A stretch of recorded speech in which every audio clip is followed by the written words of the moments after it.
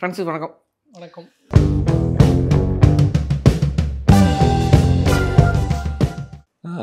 TCS வந்து ஒரு 10 நாள் முன்னாடி செய்தி வெளியிட்டான். 10 நாள் 15 நாளாக இருக்கும்னு நினைக்கிறேன்.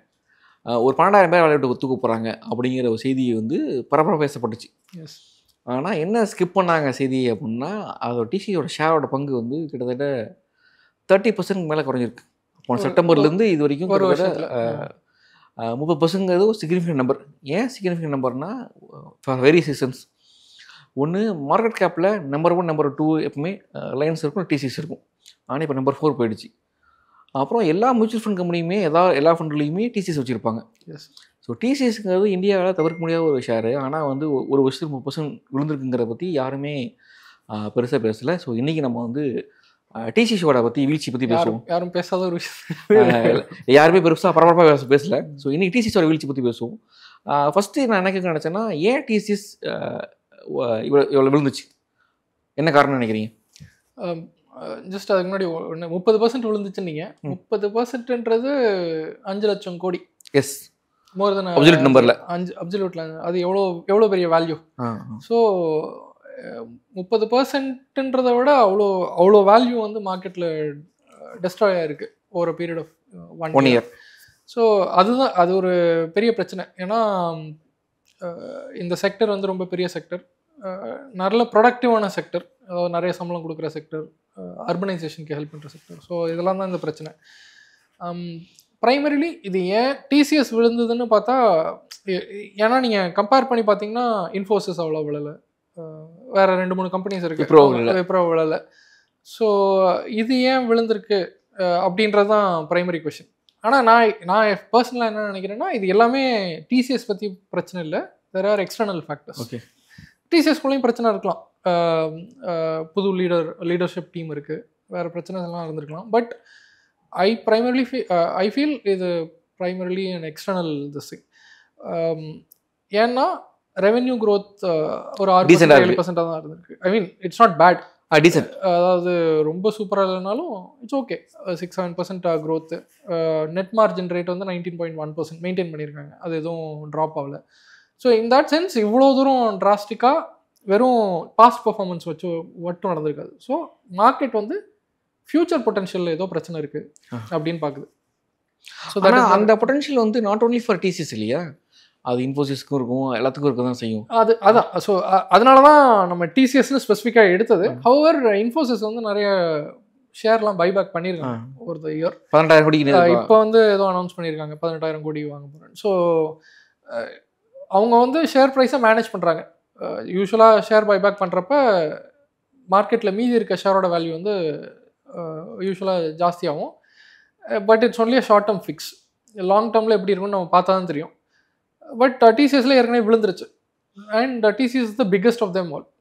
என்ன சொல்கிறது, in terms of market share, in terms of market cap, revenue எல்லாத்துலேயுமே பெரிய company. So I think that's why. But external ஃபேக்டர்ஸ்னு பார்த்தா, ஒன்று வந்து யூஎஸ், நம்ம இந்தியாவோட ஐடி சர்வீசஸ் எக்ஸ்போர்ட்ஸில் 55% கோஸ் டு யூஎஸ். இந்தியாவா டிசிஎஸ்ஸா? இந்தியா டிசிஎஸ்க்கு வந்து ஜஸ்ட் லெஸ் தென் 50%. அதுவும் அப்படி தான் இருக்கும், ஒரு 50%ஓட கொஞ்சம் கம்மி, 48-49%. அது வந்து டிசிஎஸ்க்கு. ஸோ இப்படி வச்சுக்கலாம், Indian IT companies completely depend on US. 55% வந்து பாதிக்கு மேலே யூஎஸ் நம்பி தான் இருக்காங்க.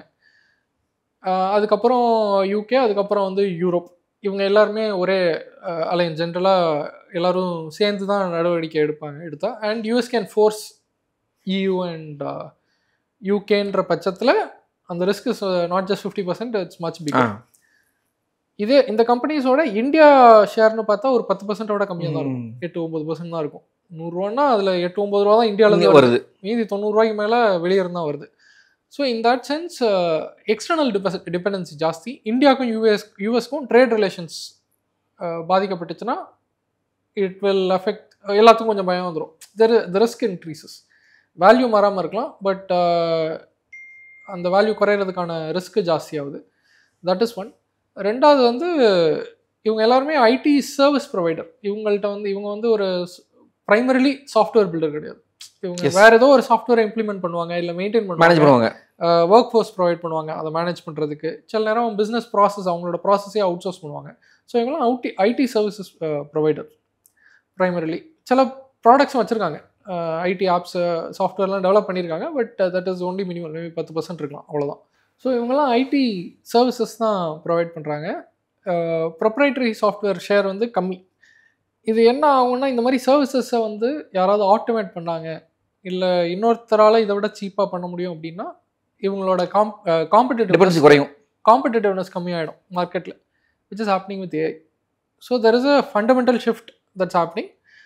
ஸோ எங்கெல்லாம் ஜென்ரிக் சர்வீசஸ் இருக்கோ அங்கெல்லாம் வந்து ஏஐ வந்து அட்லீஸ்ட் மேன் பவர் டிபெண்டன்ஸை வந்து கம்மி பண்ணிகிட்டே இருக்கும். ஸோ இவங்களுக்கு வர வேண்டிய வேலை வந்து ஈவன் கம்பெனிஸுமே இப்போ வந்து 10 வருஷத்துக்கு பிளான் பண்ணுமான்னு யோசிப்பாங்க. நான் வந்து முன்னாடி ஒரு பெரிய இன்வெஸ்ட்மெண்ட் பண்ணி 2 வருஷம் இம்ப்ளிமெண்ட் பண்ணுவேன், அது அடுத்த 10 வருஷத்துக்கு ஒர்க் ஆகும் அப்படின்னு யோசிக்கலாம். பட் இன்றைக்கி வந்து அந்த மாதிரி என்னால் if I'm CEO of a company, ஒரு பெரிய யூஎஸ் லாங் டேர்மில் நான் வந்து இவ்வளோ இன்வெஸ்ட் பண்ணணுமா, ஏஐ வந்து டெய்லி இவால்வ் ஆகிட்டு இருக்கு, நாளைக்கு என்ன பண்ணணும்னு தெரியாது. So I may not make big investments immediately, wait பண்ணி பார்க்கலாம் இவங்க கம்பெனிஸ்லாம் எப்படி பண்ணுறாங்க. ஸோ அந்த மாதிரிலாம் எஃபெக்ட் இருக்கும்.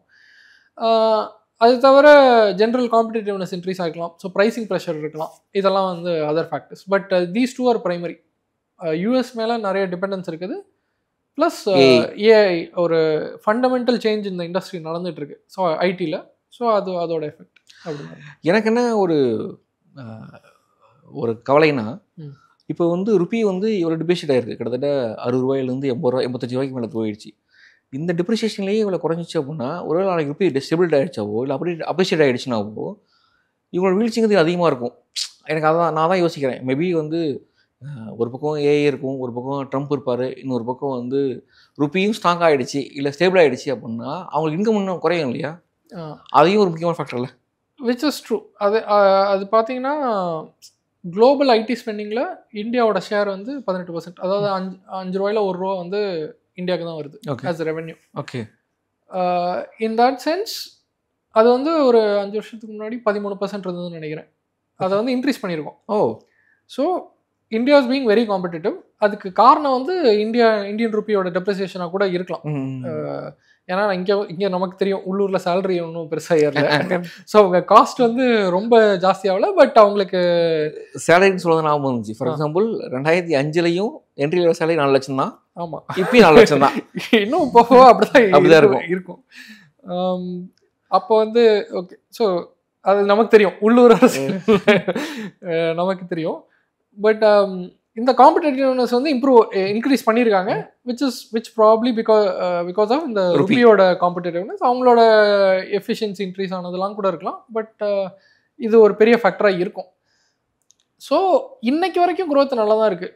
இன்னைக்கு இருக்க பிரச்சனை வந்து முந்தா நேற்று வந்து க்ரோத் இருந்ததான்றது இல்லை, நாளை கழிச்சு வந்து வருமா, இந்த இருக்க ரெவென்யூ இருக்குமா இல்லை உள்ளதுக்கே பிரச்சனை வருமானது தான் இப்போ பிரச்சனை. அந்த ஹையர் அது என்ன பிரச்சனை? யூஎஸ் ட்ரம்ப் கொண்டு வர யூஎஸ்ல வந்து இப்போ ஒன்று வந்து இப்போ 50% டாரிஃப்லாம் போட மாட்டாங்க அப்படின்னு சில பேர் சொன்னாங்க. பட் அவர் போட்டார். அதனால ட்ரம்ப் வந்து இதை பண்ண மாட்டாருன்னு யாராலையும் தெளிவாக சொல்ல முடியல. அதாவது இவர் இப்படி தான் முடிவெடுக்க போறார் அப்படின்னு யாராலையும் முன்னாடி அந்த அளவுக்கு கெஸ் பண்ணுற அளவுக்கு இன்னைக்கு நம்மளால முடியல. அதனால இப்போ வந்து யூஎஸ் செனேட்டில் ஹையர் அப்படின்னு ஒரு ஆக்டை வந்து இன்ட்ரடியூஸ் பண்ணியிருக்காங்க. அது ஒன்றும் பாஸ்லாம் ஆகல, ஆனால் டேட் ரிலீஸ் இந்த கேலண்டர் இயர் அது சொல்லுவாங்க. Let's see. Okay, it's been introduced. இந்த மாதிரி ஒரு ப்ரப்போஸ் பண்ணியிருக்கோம் அப்படின்னு சொல்லியிருக்காங்க. ஹையர்னா வந்து ஹையர் அப்படின்ற ஆக்ட்னா Halting International Relocation of Employment Act. அதாவது அமெரிக்காவில் இருக்க வேலை இன்டர்நேஷ்னலாக இன்னொரு இடத்துக்கு போயிடக்கூடாது, அதுதான் இந்த ஆக்டோட பர்பஸ். இல்லை என்ன சொல்கிறாங்கன்னா, இங்கேருந்து அவுட் சோர்ஸ் பண்ண ஜாபுக்கெல்லாம் சர்வீசஸ்க்கு அவங்க அவ்வளோவா இது பண்ணல, பட் ஜாப் அந்த இங்கே வர வேண்டிய பேமெண்ட் வந்து வெளியே யாருக்காவது கொடுக்குறாங்கன்னா அந்த பேமெண்ட்லலாம் தே வில் சார்ஜ் 25% டாரிஃப். அது போட்டுட்டு they can't mark add these to expenses. இது புரியுமா சொல்லுங்களேன், அதாவது மக்களுக்கு புரியுமா? ஒரு நம்பரோட சொல்லுங்கள். இப்போ வந்து நீங்கள் ஒரு கம்பெனி நடத்துகிறீங்க, 100 ரூபா சம்பளம் கொடுக்குறீங்க அப்படின்னா 100 ரூபா உங்களுக்கு செலவு. ஆமாம். இப்போ இந்த 100 ரூபாய்க்கு வந்து இப்போ 100 ரூபா செலவாகும் சம்பளம் கொடுத்து. இதை தவிர வாடகை கொடுப்பீங்க, பொருள் வாங்குவீங்க, உங்கள் எலக்ட்ரிசிட்டி, டிராவல் இதெல்லாம் நிறைய செலவு இருக்கும். இதெல்லாம் போக இதெல்லாம் போக profit ஒரு 500 ரூபா ப்ராஃபிட் இருக்கும். ஆனா இந்த 1000 ரூபா வர்ற இன்கம்ல 500 ரூபா செலவு. இப்போ இந்த செலவுல 100 ரூபா நீங்க கொடுத்த சம்பளமும் அடங்கும். இருக்கும். அப்ப மீதி இருக்க 500 ரூபாய் அதுதான் நமக்கு லாபம். அந்த 500 ரூபாயில மட்டும்தான் நீங்க டாக்ஸ் கட்டணும். பட் இந்த ஹையர் ஆக்ட்ல என்ன சொல்றாங்கன்னா, இந்த மாதிரி வெளியூருக்கு, அதாவது அமெரிக்கால இருந்து வெளியே கொடுக்குற சம்பளத்துக்கெல்லாம் நீங்க வந்து செலவா காட்ட முடியாது. ஓகே. செலவா காட்ட முடியாதுன்னா, அந்த இப்போ 100 ரூபா வெளியே கொடுக்குறாங்கன்னா அந்த 100 ரூபாய்க்கும் அவங்க டாக்ஸ் கட்டணும். அது ஏன்னா அது லாபத்துல வந்துடும். ஓ, ஸோ இது வந்து டபுள் டாக்ஸேஷன். ஆல்ரெடி நான் 25% கட்டிட்டு 25% நீங்க கொடுக்குற காசுக்கெல்லாம் 25% கட்டணும். அது தவிர இதை வந்து நீங்க செலவுல காட்ட முடியாது. அப்படின்னா நீங்க இதை லாபமா காட்டி திரும்ப அதுக்கு டாக்ஸ் கட்டணும். ஸோ அதுக்கு வந்து அதுல இன்னொரு 20-25% ஏதோ ஒரு டாக்ஸ் வரும். அப்படி பார்த்தா 25னா அது இன்னொரு 7-8% வந்துடும். ஸோ இதுவே 30-40% காஸ்ட் வந்து இன்க்ரீஸ் ஆகும் ஃபார் அவங்களுக்கு அமெரிக்கன் கம்பெனிஸ் வந்து இப்படி அவுட் சோர்ஸ் பண்ணாங்கன்னா. ஸோ இதுதான் ஹையர் ஆக்ட். இது வந்து இப்படிலாம் நடக்குமா அப்படின்னு கேட்கலாம். பட் நடந்துருச்சுன்னா அப்படின்னு நிறைய பேர் பயப்படுறாங்க. அதுதான் இந்த பிரைஸ் ஃபால்ல முக்கியமான விஷயம். இது தவிர வேற இடைஞ்சல்கள் எது வேணா வரலாம், அது நமக்கு தெரியாது. ஏன்னா ஒரு பிரைஸ் டாரிஃப் வார், ட்ரேட் வார்னு ஆரம்பிச்சிட்டாங்கன்னா அது எப்படி போகும்னு நம்மளால சொல்ல முடியாது. இது வந்து யூஎஸ், யூகே, EU இவங்கெல்லாம் என்ன பண்ணுவாங்கன்னு தெரியாது. ஸோ நிறைய பிரச்சனை இருக்கு. ஸோ இது ஒரு பிரச்சனைனா மியூச்சுவல் ஃபண்ட் கம்பெனி என்ன பண்ண போறாங்க தான் நான் யோசிக்கிறேன். ஏன்னா வந்து எல்லா ஃபண்ட் ஹவுஸ்லயும் நீங்க பிசினஸ் லைன்ல இருந்தப்ப இதை ஃபாலோ பண்ணி இருந்திருப்பீங்க. அது இப்போ நான் வந்து அதான் என் கவலையா இருக்கு. ஏன்னா எல்லா ஃபண்ட் ஹவுஸ்லயுமே டிசிஎஸ் ஸ்டாக் இல்லாத ஃபண்டே இருக்காது. ஓகே. அவங்களுக்கு எப்படி ரியாக்ட் இருக்குங்கிறது தெரியல எனக்கு. ஸோ ஒரு வருஷத்துல நிறைய போயிருச்சு, சப்ஸ்டன் குறைஞ்சிருக்கும். பட் என்ன மேபி அவங்க போர்ட்ஃபோலியோ வச்சிருக்கனால பெருசாக குறைஞ்சிருக்காது. பட் வச்சிருப்பாங்களா, ஹோல்ட் பண்ணுவாங்களா, கடுத்த லாஸஸ் டெய்லியா தெரில. So let's wait. ஸோ என் கவலை என்னன்னா, இது வந்து டிசிஎஸ் கவலை அப்படிங்கிறத தாண்டி இது வந்து இந்தியன் இன்வெஸ்டருக்கு கவலை. ஏன்னா எல்லா மியூச்சுவல் ஃபண்டில் வந்து நிறைய ஃபண்ட் இருக்குது. எல்லா ஃபண்ட் ஹவுஸ்லையும் இருக்கிற எல்லா ஃபண்ட்லையுமே வந்து டிசிஎஸ் ஷேர் இருக்க போகுது. ஸோ அவங்க எப்படி ரியாக்ட் பண்ண போகிறாங்க, அவங்களுக்கு என்ன ஃபண்டு பாதிப்புங்கிறது தெரில. இனிமேல் தான் வரும்னு நினைக்கிறேன். அதை பற்றி இன்னும் கொஞ்சம் நாளைக்கு நம்ம பேசுவோம். எனக்கு என்னன்னா லீடர்ஷிப் பற்றி ஏதாவது பிரச்சனை இருக்கா? ஃபார் எக்ஸாம்பிள் சந்திரா வந்து ஒரு கிட்டத்தட்ட 10 வருஷம் இருந்தார். அதன் பிறகு கோபிநாத் வந்தார். ஆனால் அவர் டெனிவ் முடிக்க முடியாது கிளம்பிட்டார். 4 வருஷம் பாக்கி இருந்தது. இப்போ வந்து இவர் இருக்கார், கீர்த்தி வாசன். இது மட்டும் இல்லாமல் காங்கிரஸ்லேயும் லீடர்ஷிப் பிரச்சனை இருக்குது, மற்ற சில கம்பெனிலையும் லீடர்ஷிப் பிரச்சனை இருக்குது. ஸோ டிசிஎஸ் ஐடி லீடர்ஷிப் எப்படி இருக்குது? ஸோ லீடர்ஷிப் வந்து நம்ம பார்க்கணும் ஸ்பெசிஃபிக்லி. ஏன்னா டிசிஎஸ் குறைஞ்சிருக்கு, இன்ஃபோசிஸ் குறையில, விப்ரோ குறையில. ஸோ இந்த கம்பேரிசன் வரும். ஸோ இப்போ வந்து லீடர்ஷிப் மேலே எதுவும் பிரச்சனை இருக்கா அப்படின்னு டெஃபினெட்லி தோணும். இப்போ இதுக்கு முன்னாடி வந்து இவர் இருந்தார் Gopinath. He had a very successful term in terms of market cap growth. அவர் வந்து மார்க்கெட் வந்து பயங்கர பாசிட்டிவ் இது கொடுத்தாங்க. Hour he left. 4 வருஷம் பாக்கி இருந்துச்சு, அப்படியே போயிட்டார். அதுக்கு என்ன பிரச்சனை, இன்டர்னலாக எதுவும் பிரச்சனையா அது தெரியல நமக்கு. இவர் வந்து டிசிஎஸ்லேயே 34 வருஷம் இருந்தவர், நிறைய ப்ராடக்ட் நாலேஜ் இருக்கவர், சென்னைக்காரர் தான். அண்ட் இவர் வந்து என்ன சொல்கிறது, இன் டர்ம்ஸ் ஆஃப் ரெவென்யூ அதெல்லாம் எந்த பிரச்சனையும் இல்லை. ப்ராப்ளி மார்க்கெட் கம்யூனிகேஷனில் என்ன சொல்கிறாங்கன்னா ரொம்ப டிஃபென்சிவ் ஸ்டான்ஸ் எடுக்கிறாரு. ஓகே.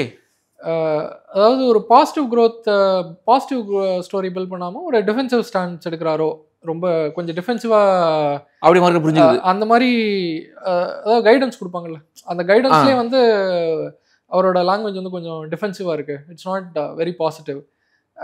அந்த மாதிரி இருக்கலாம்.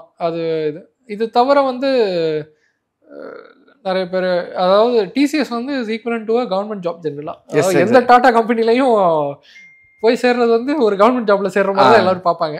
அங்கே வந்து லே ஆஃப்லாம் நடந்திருக்கு. அதுக்கு வந்து இவர் வந்து மெரிட் வச்சு நிறைய ரீசன்லாம் கொடுக்குறாரு, which is definitely not Tatas language, normal Tatas language அது.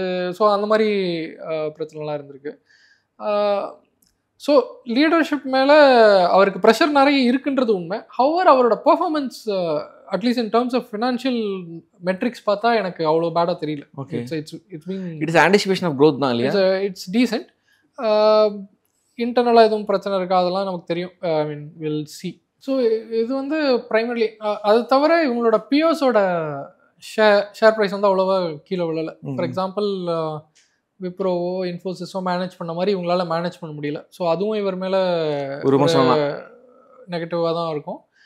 இது தவிர லீடர்ஷிப்னா ஈவன் நார்த் அமெரிக்கா ஹெட் வந்து போன வருஷம் ஆகஸ்ட் 22 ஸோ இது இதனால இன்டர்னலாக ஏதாவது பிரச்சனை இருக்கா அப்படின்லாம் நம்ம ஏன்னா நார்த் அமெரிக்கா தான் அவங்களுடைய பிகெஸ்ட் இன்கம். ஆமாம், எஸ் 50% ரெவென்யூ அங்கேருந்து வருது. அந்த ஹெட்டு போயிருக்கான்றதும் it should be not. Alarming. So but TCS is a very strong company, அதாவது குளோபல் லீடர் அவங்க. So they should usually okay friends, அதான் நம்ம வந்து இன்னொரு 5-6 மாதம் கழிச்சு இது இந்த இந்த ட்ராக்ஷன் இப்படி இருக்கா மேலே போகுதா அப்படிங்கிற பற்றி பேசுவோம். நான் என்னோட வழக்கமாக சொல்லல, ஒரு ப்ரொஃபஸர் திரும்ப இந்த வரைக்கும் அந்த ப்ரொஃபஸர் அந்த ப்ரொஃபஸர் முகம் தெரியாத அந்த ப்ரொஃபஸர் வந்து அது ஃபேக் கிடையாது, உண்மையான ப்ரொஃபஸர் தான். பல பேர் நினச்சிட்டு இருப்பாங்க. அவர்கிட்ட பேசும்போது அவர் சொல்வார்னா, இனிமேட்டுக்கு ஆர்கிடெக்ட் தான் வேலை, மேஸ்திரி வேலை கிடையாது. டிசிஎஸ்ங்கிறது ஒரு மேனேஜிங் கம்பெனி தான், அவங்க ஆர்கிடெக்ட் கிடையாது. ஸோ இனிமேட்டுக்கு அதுக்கு டிமாண்ட் இருக்குமான்னு தெரில ஏஐ வந்த பிறகு அப்படின்னு சொல்லிட்டு அவர் சொன்னார். லெட்டஸ்டி இன்னும் 6 மாதம் கழிச்சு நடக்குங்கிறது தெரியும். ஸோ இன்னும் 6 மாதம் கழிச்சு திரும்ப டிசி இவங்களே ஏஐலலாம் இன்வெஸ்ட் பண்ணுறாங்களா இல்லை அந்த மாதிரி இவங்க பிஸ்னஸை வந்து மாற்றுறாங்களா பண்ணுறாங்களா என்னங்கிறது பார்ப்போம். ஸோ இப்போதைக்கு ஒரு 14 லட்சம் கோடி மார்க்கெட் கேப் இருக்குது. நான் கொஞ்சம் நாளைக்கு என்ன நடக்குங்கிறத பற்றி பேசுவோம். Thank you Francis. Okay, thank you.